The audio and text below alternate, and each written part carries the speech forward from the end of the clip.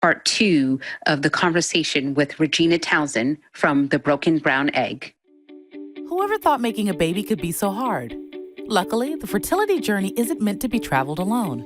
Eloise Drain has helped hundreds of people build and grow their families over the last 15 years, and she's ready to share her insider knowledge and expertise with you. So grab a seat and let's talk fertility and alternative family building in the Fertility Cafe. Welcome back to Fertility Cafe. So excited that you decided to join us for part two with Regina Townsend from The Broken Brown Egg. And that is the problem. Well, that's the problem. Everybody is afraid to have the conversation. You know, people are afraid to have the conversation about racism and what's going on in this country right now and what is happening to this country right now. And the fact that, you know, we're finally starting to have these conversations because of the murders that have been going on. And they continue to keep going on. And you know, and it's funny how here we are, we're talking about fertility, but this fertility, us being able to have children, we're talking about our future children that potentially could be going through and being a George Floyd. Or, you know, so it for us, it's not like, oh, it just ends it. Okay, we had issues with our fertility. We had to go through IVF. Okay, well, we finally went through IVF. Now we're finally pregnant. Well, guess what? Now we have to worry about, because we are finally pregnant and we go to the obstetrician. Well, the obstetrician isn't really paying attention or listening to what we're saying and the issues that we're having. And so now we have to worry about, well, am I going to die because of the issues that I am having during this pregnancy? I mean, heck, just look at Serena Williams. Yep. And the issues that she had surrounding her own pregnancy. And she's a very well-known, you know, superstar, right? And her having her own problems. And it's just like, okay, so if she's going to have problems and having to advocate for herself and about the difficulties that she experienced, well, what about little piddly old me that don't nobody know about? Mm-hmm. And nobody really cares about. Who doesn't have that level of health care? Who doesn't have that tax level of health care? Yeah. Yep. Yeah. Or about these women that who really don't have a voice. I mean, just in the state of Georgia alone, we have one of the highest mortality rates in the country for Black women when it comes to pregnancy. And out of what? I think we have 159 counties in the state. And out of that, I want to say 9 of those counties don't even have a pediatrician. I want to say it's 79 of those counties that don't even have an OBGYN. So where are these women going to get care? And who is doing anything about it? Yes. To me. Yes, it really is. And it's just like, okay, it doesn't just end for us at, okay, we couldn't have a child, so let's go through infertility, let's go through and seek out a fertility treatment. And it's like, okay, well, we can do that, but then we also have to worry about delivery. And then after delivery, then we have to worry about our children, you know, everybody worries about their children. But the worries that we have on top of just the normal worry that any other parent would, we also have to worry about, well, you're going to see my child, and the first thing you're going to see is the color of that child's skin. And you're already going to make presumptions about the color of that child's skin without my child ever speaking or opening their mouth to say anything. You've already made up in your mind what you're thinking. So, and then you wonder why there's so much anger and frustration and, you know, and then let's even bring it back to IVF real quick, or even fertility care. How are we even going to be able to afford it? Listen, first and foremost. First and foremost. And that's one of the difficult things, too, because, again, you try not to lump us all into one thing. And I know that some of us got it. Some of us don't. Mm-hmm. And I think that's also a difficult conversation that I've had, because I've had people who have said, you know, that there are fertility coaches out, and they're saying, you know, well, Regina, with what you do with the Broken Brown Egg, you could charge people to, coach them through this. And I have had a very difficult time with that because I'm constantly thinking, but my primary audience is Black women who are already trying to figure out how to pay for the treatment. Now I'm going to charge her to talk to me? Girl, I'm just going to show you what to do because I did. Yes. And we're going to walk through it together. I can't think about that because I understand in just my own experience how stressful it was to, number one, be dealing with infertility and the physical issues of PCOS without insurance. And to be afraid that if I don't get a job with better insurance in this amount of time, I don't know that I'll ever be able to address this other thing that's hanging over my head. And now that stress is on top of the additional stress. And I'm worried about, my physical well-being, my marriage, my mental health, all of these things. And I'm also stressed about, let me find a job that's got good insurance so that I can have a doctor so I don't have to keep going to the county. I'm probably going to release it pretty soon, but I was going through my computer the other day and I found a video that I had done a few years ago. It had to be 8-9 years ago, where I had taken a girlfriend to the doctor because I realized that it's important because we have such a mistrust of the medical community. It is very helpful for us to have a buddy that we can either have to talk to us on the phone while we're going to the doctor or who will sit in the waiting rooms with us. And when I was first dealing with all of this and I didn't have insurance, there have been times where I'd sat in the county hospital or one of the other clinics for hours. I mean, I would bring a book, I would bring a lunch, because even though I would tell them in triage, I've been bleeding for 30 days, they would still just give me a number and have me go sit down. And so I was very used to feeling like I'm just going to give up and walk out. And so when I had a girlfriend who needed to go, we went together so that she could have the courage to sit through it the whole time. And so when I watched this video, I remember I saw myself talking about this experience, and we had gone to one of the county hospitals here in Chicago. And not only were we sat in a waiting room where there was no one at the desk, there was no one to tell us we were being waited on, there was nobody explaining any of the procedures. There was a woman who told us she was 41 years old and that they were testing her for fibroids. She was terrified on the phone telling a friend. She didn't know what fibroids were, but they had just sent her into this room where they said they were going to do x-rays. Nobody had talked it through with her. Nobody had explained what it was. Nobody even walked her over to the x-ray room. They just sent her. And in this video, I could remember, it was like it was yesterday. The waiting room had broken pamphlet holders. The information was crumpled or not, or the pamphlet holders were empty. There was no one in the reception area. When we found people so that we could ask them, hey, who's supposed to be over here? They were sitting there just chuckling it up. A couple of people who were working there were just talking to each other, hanging out at work. Every desk that we went to, somebody was just getting off work and they'd be like, somebody be with you.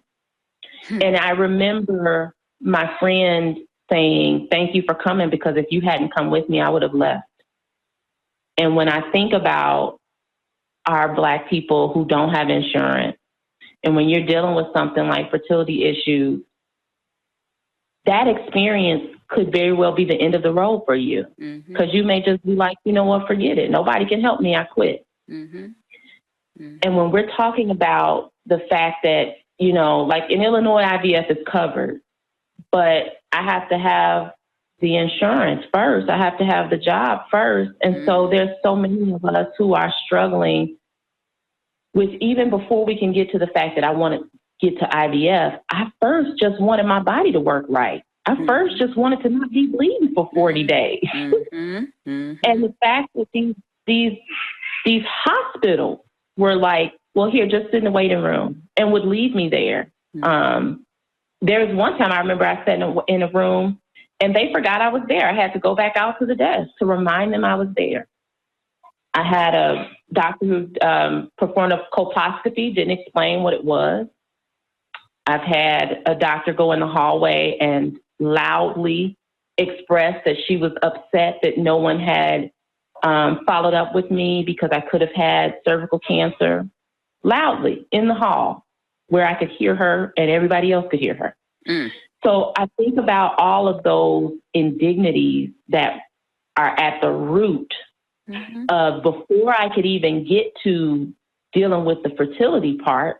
I was stuck with incompetence when I was just trying to get reproductive health care, basic reproductive health care that wasn't just throwing birth control pills at me, constantly throwing birth control pills at me without even explaining, because there are risks to the birth control pill too. Okay. And nobody talks those through. No.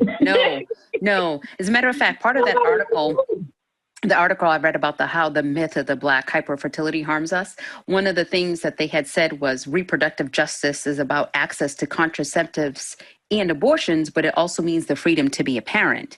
And, you know, from when my daughters were young, and granted, it also stems from being at home and being educated at home. But if you're not educated yourself, how are you going to be able to educate the next generation, right? And us talking about our reproduction from young, and talking about your period, and talking about the things that make us up as women. And men, of course, but since I'm a woman, I can speak about being a woman, right? And being able to have those conversations early on so that we can begin educating the next generation who could then educate the following generation. And one of it being, no, it is not okay for you to be bleeding for 30 to 40 days. That is abnormal. And it is not okay for you to go to a doctor's office and you not be treated equally like everybody else. It is not okay for your doctor to be not thinking of your privacy just like they would anybody else's. And it's time that we start calling people out, because the problem is that we don't. It's just like, well, no, I'm just never going to come back here again. Instead of saying, you know what, let me tell you what you need to know for the next person. I may never come back here. However, I am going to inform you of what you need to know so that the next person that's going to come behind me, you're going to treat her or him better than you treated me. Yep. And I'm going to take it up with who I feel can affect change. Exactly. And that comes from empowering. It definitely comes from empowering our young people, because I don't remember any conversation in sexual education class that was more than just don't get pregnant. Yeah. And so I don't remember any conversation that said anything about PCOS, that said anything about fibroids. And I can remember there were ads on the radio all the time about fibroid treatment, and nobody knew what it was. I just kept hearing ads on the radio. From the time I was very young, I remember there would be ads with this happy-go-lucky music and a Black woman saying how there's a new treatment where a hysterectomy might not be required. And it was like, didn't know what a hysterectomy was, didn't know what fibroids were. And we weren't talking about it. And I remember when I found out what they were, I was shocked. I was like, oh, that's a big deal that people I knew probably dealt with. Endometriosis, I never heard about. I had in high school people I knew who were afraid that they wouldn't be able to have kids one day, or who had been told that by a doctor, but not explained they weren't taught anything. And so if we can figure out how to empower our young people and stop treating it like we can't talk about sex because it's scary. We can't talk about that because then they're going to do it. Yes. We got to scandalize it. No, we need to normalize those conversations, because that's how you empower people to make informed decisions and choices. When you make it so that it's so scary and so hush-hush, that's when it's so intriguing. Oh, I got to try it now because you didn't tell me nothing about it. Okay. So I got to look at it. Okay. And not explain to them the various types of birth control and how all birth control out there is not good birth control. And my cousin used the depot for years and years and years. And to the point now where, unfortunately, it has now affected her, and where the calcium in her bones have pretty much like dried out, and she's having all kinds of other issues or whatever. And it's just like, well, that's funny, because I used to remember about all of the ads about birth control, the whole, you stay away teen pregnancy, and how, to prevent teen pregnancy, you need to be on these birth controls and these long-term birth controls, and, this, that, and the other. And nobody wants to really start talking about all these dang birth controls that are out here that are actually causing more harm than it is helping. And it's like, it prevented me from getting pregnant, but then look at all of the other problems that has caused down the line. And funny enough, I'm starting to get more intended parents that are in their late 20s, early 30s, that are needing to work with a gestational carrier because they're having, whether it's whatever they have, cancer or endometriosis or PCOS, or I had one lady from 17, she ended up having to have a hysterectomy. And always knew that she needed to have help from a gestational carrier. And it's just like, well, why as a society are we not stopping and looking at, okay, what is really causing all of these problems that all of these people are starting to have infertility issues at such a young age? And, and maybe some of these birth controls that they're saying that is just so great. And then, a couple of years later, it's like, oh no, you don't want to use that. I mean, even my own sister, back in the days, it was called, oh gosh, of course I'm going to forget the name, Norplant or whatever, the one that you put in the arm. Well, she got it in her arm, then it was causing her a lot of problems, so she took it out. And they told her, okay, it's going to take a while. You'll be fine as far as like birth control or whatever. It's going to be in your system for quite some time. You should be good. Well, she took it out. I think like a month or two later, she got pregnant with my niece. And my niece actually ended up being born where her fingers were deformed and her toes were deformed. But, nobody want to take responsibility that it was that birth control. The birth control, the residual effects of the birth control. Exactly. And even with my daughters, I mean, they're older, and it's just like when we started having those conversations about birth control, I'm like, it will be non-hormonal and we will be monitoring this. And it wasn't a conversation of her hiding the fact that she was on birth control. It was the conversation of, let me help educate you, so that when you do go to the doctors, you know what you're talking about. And they're not just going to tell you, well, this is what you need to do and this is how it's going to be done. Oh, no. We're going to have a conversation together. You're going to educate me. And then we are going to make an informed decision together. Yep. And that is not something that people think 15-year-olds, 14-year-olds are ready to talk about. But let me tell you something. As a teen librarian who sometimes on accident and sometimes because they want to tell me everything about their life, these are conversations that they're having with their friends anyway. Oh, yeah. So you might as well make it so that talking to you is a safe and accessible thing. And that comes also with us getting comfortable with it ourselves and letting go of some of our own feelings about it so that we can have conversations that are effective and impactful and not frightening, because that fear does not prevent anything. Creating fear does not prevent things. It doesn't do that. It just makes it so that we have more knots to untangle in the long run.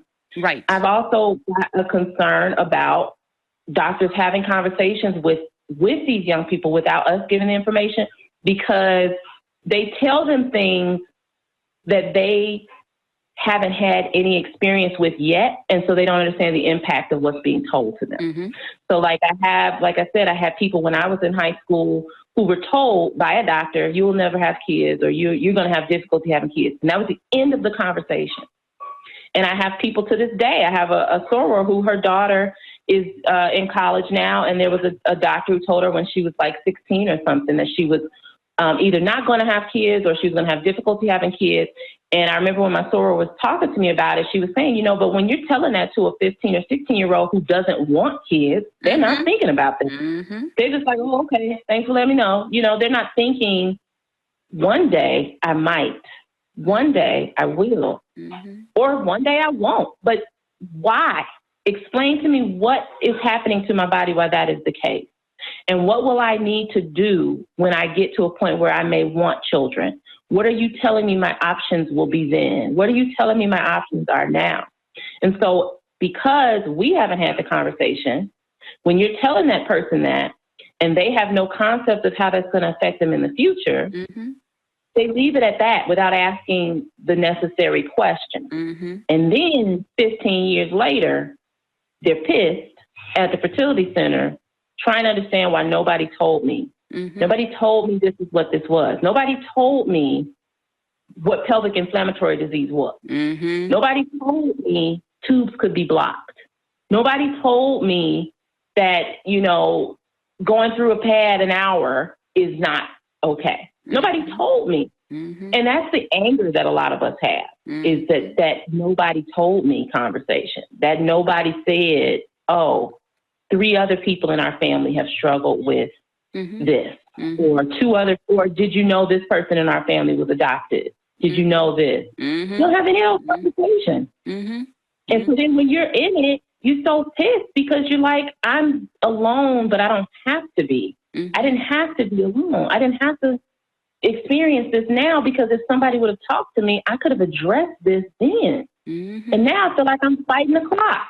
Right. I feel like I'm chasing my own tail. I'm fighting this clock that's loud over my head, but at the same time, as a Black person, I need to work harder than everybody else. So, let me make sure that I'm getting my career, and let me make sure that I'm not a statistic. So let me make sure that I got this going, and make sure that I got that going, and make sure that I find this partner.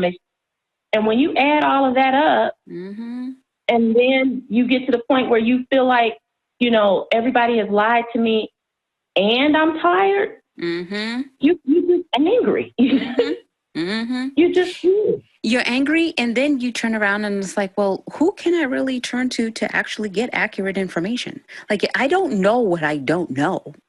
So how do I know where to go to get the information that I need to get? How do I know that the information that is being shared out there is really factual and it's true and it pertains to me? I don't know that. So of course you're going to be frustrated. I did a show on the OWN network and about Black women and infertility. And since then, I've been getting a lot of phone calls from other Black women that are dealing with infertility. And it's the same thing over and over again. I had no idea. I don't know which way to turn. I don't know if I can trust the doctors of what they're saying. I don't know if I'm going to be able to afford any of this. One lady was telling me just to get the testing that she needed done was like thousands of dollars for just testing. And she's like, I work like a dog, but my insurance, and I have insurance, but the insurance that I have, they don't cover anything fertility related. Not a test, not a medication, not screening, nothing. Everything has to come out of my pocket. So how do I know that the tests that they're telling me that I need to take, are they really good tests? Are they really going to find the issues? And granted, no, this doesn't just affect Black women, but unfortunately, though, for a lot of Black women, when it comes to finding the money that they need to be able to pay for this, it's not, I can't just call my mother and say, hey, Mom, can you give me $10,000 so I can go run all of these medical tests and see why I'm having all of these issues? It's not really realistic. So in society, I think we need a drastic change from the time a child is born of color through adulthood, from how we teach our children, what we say to our children, how we educate our children, and then forward. So that if there is an issue when they are teens and they're getting these abnormal periods, it's not a conversation of like, oh, I'm going to have to talk to my girlfriend because I can't really talk to my mom about this because, I don't want to talk about it. Or thinking that it's normal. And thinking like, it's no big deal. Oh, okay, good. I'm not getting my period right now. Oh, I haven't had my period in 6 months. I know I haven't been sexually active, so I'm not pregnant, but that's okay. I don't have to deal with it. It's like, no, actually, that's not okay. There's a problem with that. We're not educating each other. Yeah. Go ahead. I'm sorry. Not how the body. No, I was just saying that's not how the body works, and we don't know. No. You don't know what you don't know. Exactly. And I also want to talk about the Black men who also definitely have a distrust in any kind of doctor. Like, even my husband, this man will not go to the doctor. He has to be literally like damn near dragged to the doctor's office. Yeah. And it gets to a point where by the time he gets there, it's so bad off because of that distrust that we've already talked about. Mm-hmm. And it also has to start with educating the Black men and our Black boys in the community about, okay, just like your Black sisters, they need to be empowered about their bodies. Well, you as Black men need to have the same. And we need to start having the conversations because sometimes the issue is on the Black men side of fertility, but they're not going to the doctors and seeking out treatment. Like, what? No, they don't do that. You had mentioned about your husband having issues with diabetes. How open was he to go and seek out treatment, along with you? Well, I think when he first realized he had diabetes, it was because he was losing weight. And ironically, this past week, my niece's father was in the hospital. Same exact thing. He was just feeling sick. And it was probably something that had been there. You've been feeling a little down, but you're so used to, I don't go to the doctor, either it costs or they don't listen, or you go out for one thing, you come out with two, whatever the case, and just hadn't gone. And then was so sick that he finally ended up in the hospital last week. And now we just found out he has diabetes. And I think the same thing was happening with my husband. He was losing weight. He thought it had been because he was walking. It also will affect your bladder control. It'll affect all these other things. And it's not until it gets that bad that then they're like, well, let me go see what this is. And he's been fighting for years now with this diabetes. And even now, he still has to kind of push himself to make sure to take the medication, make sure to go follow up, make sure to call, make sure to check in and get his levels checked and those kind of things. Because the other thing about being a Black man, at least that I can observe as obviously not being a Black man, is that they're given so many messages about what it means to be a productive man. They're given so much messaging about what it means to be a man in general, but then they're fighting against stereotypes also. They're fighting against, I do have a job. I do go to work. I do go to school. I do take care of my family. I do all these things. And so now they're overworking themselves to the point where they don't take time to go to the doctor. I don't have time to do that. I don't have time to deal with that. I don't have time to, because if I don't go to work, then y'all gonna say I'm a lazy Black man. If I don't go to school, then y'all gonna say I'm an ignorant Black man. If I don't take care of my family first, then y'all gonna say I'm a nothing Black man. So I got to do all those things. And so at the end of the day, when I'm exhausted, I'm not thinking about going to the doctor. I'm not thinking about eating right. I'm thinking, you know what? I got to work these 2 shifts, and I got to make sure I got this going, make sure I'm doing that. Let me grab some McDonald's. Mm-hmm. Let me grab some Wendy's. Mm-hmm. And then when it's bad and they do slow down, we have more knots to untie than we would have had in the first place. Mm-hmm. And I think me pushing so much health-wise, you know, both of us are bad patients as much as we try to, you know, stay on top of it. Having these issues and fighting so long, it exhausts you, wears you out. And it makes you you get a little bit of, you know, PTSD about going to the doctor. Because it's always something. It's always something. And every time I go, it's something else. And they tell me this is going to work and it doesn't work. Or they put me on this and then that takes 6 months out of my life. And so you get a little worn out. And so we both have to kind of push each other now to just be like, okay, now what you don't have to fight with Regina on is she's going to do her annual. She's going to go and do her the evaluation. She's going to go do all of those things.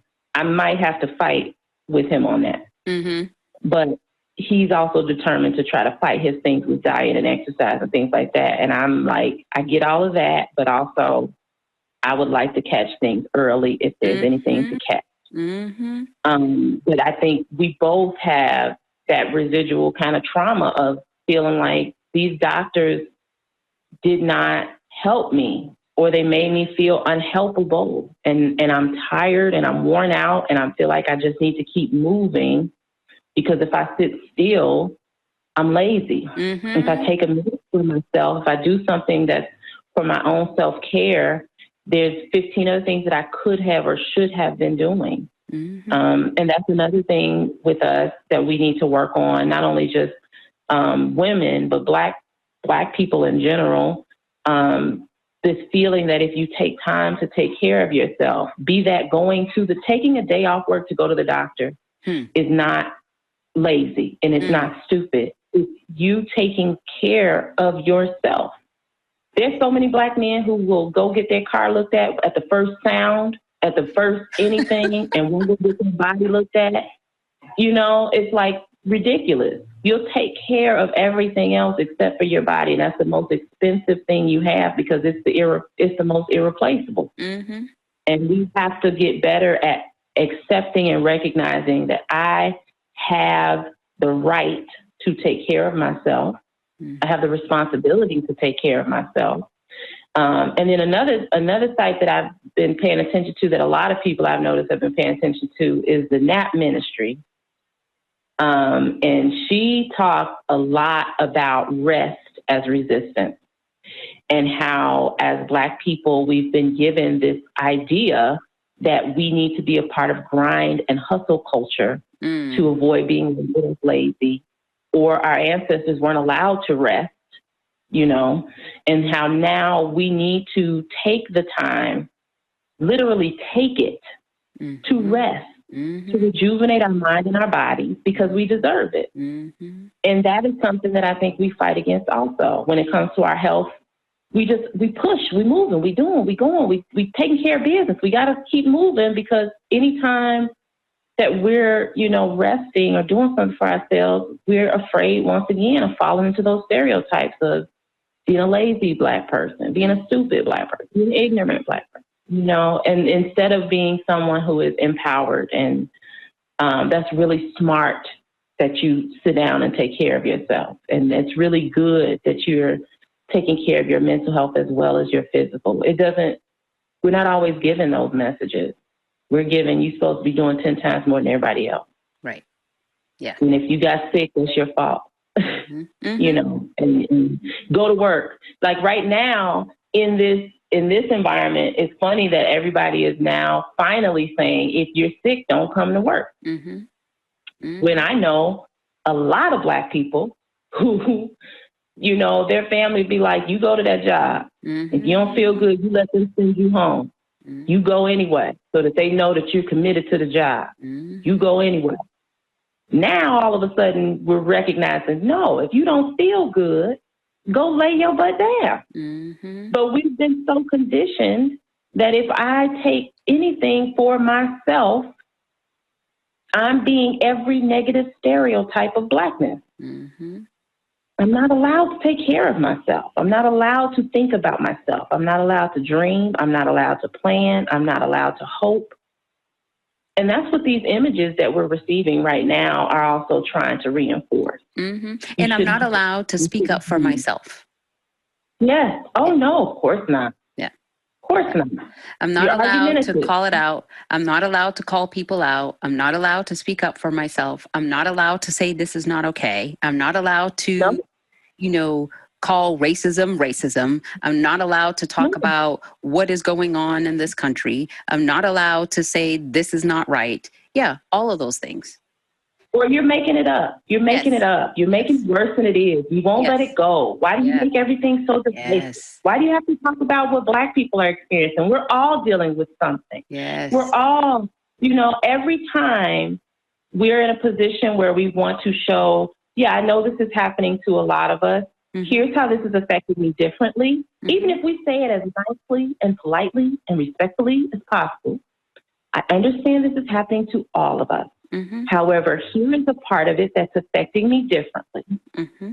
We get immediately that hand slap of, but all lives matter. Mm-hmm. Yeah, but you're making it divisive. Why does everything have to be about race? Mm-hmm. Why are you bringing that up again? Mm-hmm. I didn't do it. Mm-hmm. I wasn't there. Mm-hmm. I never owned slaves. I didn't have a problem. I have 5 Black friends. I don't say anything negative. I don't see color. And it's like, the first thing that I need you to do before you rush to dismiss me, even though you don't think that's what you're doing, the best way for us to move forward is if the first thing you say is, I hear you. Mm-hmm. That's it. That's all you got to do. Mm-hmm. I hear you. Mm-hmm. I do that right now with Judah because I want him to understand in a world that may not ever fully hear him, I want him to know, even if I'm going to say no, mm-hmm. the first thing that comes out of my mouth is, I hear you. I hear you. I hear how you feel. I hear what you're saying. Mm-hmm. I hear you. I understand how that must feel. Or if I don't understand how that must feel, I empathize. Help me understand. Yeah, I empathize. Help me understand. Mm-hmm. Help me. Show me what that feels like. Show me what that looks like. Mm-hmm. How can I help? Mm-hmm. What do you need from me? Because that tells the other person that you are not dismissing their experience. Mm-hmm. You're recognizing it. And you're accepting that they're allowed to have one. Mm-hmm. They're allowed to have one. I'm allowed to feel like my experience of infertility is different. Mm-hmm. It is not worse. It is not better. It is different. I experience it differently. Mm-hmm. That does not take away from any white person who is struggling to pay for infertility treatment. That does not take away from any white person who is dealing with PCOS. That does not take away from any white couple who has had to deal with a failed adoption or who has had to deal with any kind of fertility struggle that has made their life difficult. Mm-hmm. That is a pain that we identify with and fully understand about each other. That being said, in addition, there are additional things that I may have to consider as a Black person experiencing fertility that may not enter your thought processes. Mm-hmm. And that's okay. Mm-hmm. That's okay. Mm-hmm. It doesn't take anything away. We don't have to do the pain Olympics. I think sometimes people get caught up in the pain Olympics. Who had it worse? Mm-hmm. Whose struggle is more intense? Mm-hmm. And that's not what these conversations are about. It's not about the pain Olympics. It's about the fact that there are a lot of things that some of us are dealing with that we feel like we can't say out loud. And being able to say something out loud is liberating. Mm-hmm. Once you get it out, then you can deal with it. Mm-hmm. But sometimes when that fire is burning up in you, you're so busy trying to keep the fire subdued, you can't even put it out. Mm-hmm. You're trying to keep it down. You can't even get to the fire extinguisher. You're so busy trying to let me not get upset. Let me not cry. Let me not show my anger. Mm-hmm. Let me not take a day off work. Let me not express how I felt when this doctor said this to me. Let me not represent the race incorrectly today. Let me, all of those things is a decision. And it's so much more heavy than people think it is. Yep.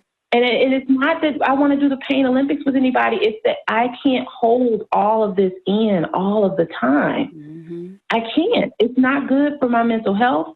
It's not good for those who I love and care for.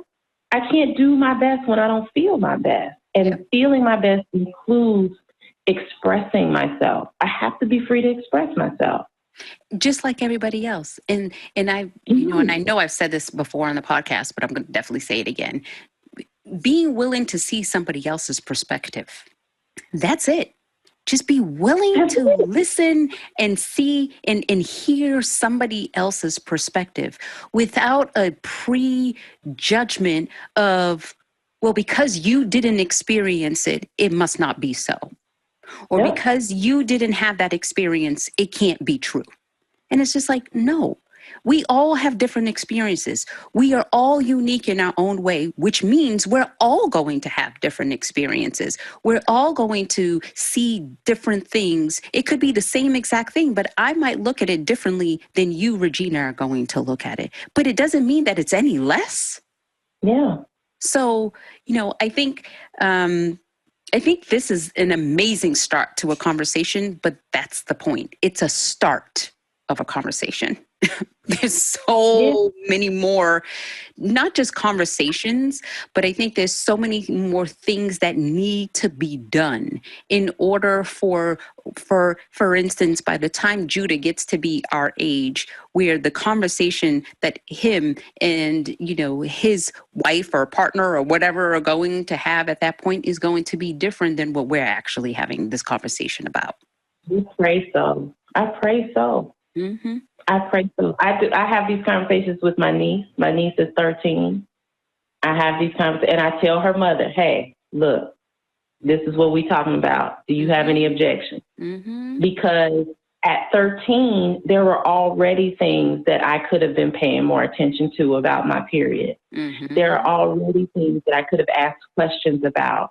There are already things, considering that her father now has diabetes and her aunt has PCOS, and I'm pretty sure other women in my family have had PCOS, thyroid issues, endometriosis, fibroids. Those conversations need to start now so that she doesn't get to be 25 and pissed or feel like her body has betrayed her or that she has to be frenemies with her own body and have to relearn herself all the time. She shouldn't have to do that.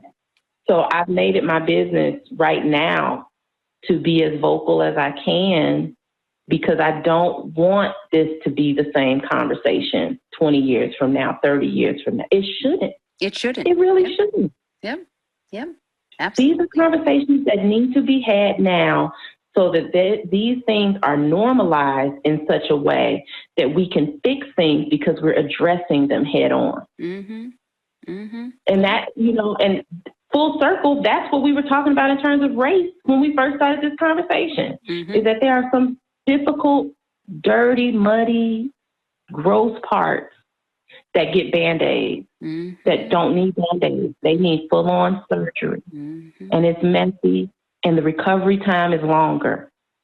But the healing is better. It has to be healed. It can't just be covered up. It has to be. Because in the end, you'll be dealing with the same problem again, and it's going to come back worse. Worse. There you go. Yep, it sure is. Well, Regina, oh Lord, I think we could go on for hours. But we're going to end it here today. Is there any last parting words you want to share? And I just want to say we will be having this, continuing this conversation on more. But for now, is there any parting words that you would like to share? I guess one thing that I always tell people is that this is bigger than babies. And that I want people to keep that in mind. Either if they're on the clinic side or the medical professional side, keep it in mind that when you're dealing with people, this is not just people who want a baby. This is people who are trying to get their bodies to work correctly, who are trying to better understand how to use this great, magnificent piece of machinery that they were blessed with. They don't know how to make it work. And you have the beautiful job of being the mechanic that helps them learn how to work it. And I think for those of us who are on the patient side, understanding that we have more rights than we think we do and more power than we think we do. this is not just about you wanting children. This is about, at the heart of it, for many of us, having children is our way of leaving our stamp on the world. This is our way of working our way through the world. And so it deserves whatever you feel you need, be that rest, be that a doctor who listens to you, be that being vocal or having your own experience that you can name how you want to and not feel like you're just being pushed around and around. This is bigger than babies on both sides. Mm-hmm. And so that's one of the things that I just want us all to kind of be comfortable with, is that, yes, there are babies in the conversation, but this is bigger than that. Yeah, definitely. Oh, I concur. Well, thank you, Regina, so much for joining us today. I'm so glad that we found time and we're able to chat. It's always good. It keeps the fire going. It reminds me why I do what I do. Yes. Thanks for having me. Absolutely. Thank you for joining us in the Fertility Cafe. Whether you're an intended parent, a woman considering egg donation, thinking of becoming a surrogate yourself, or a friend or family member of someone dealing with infertility, we're here to help. Visit our website, thefertilitycafe.com, for resources on fertility, alternative family building, and making this journey your own.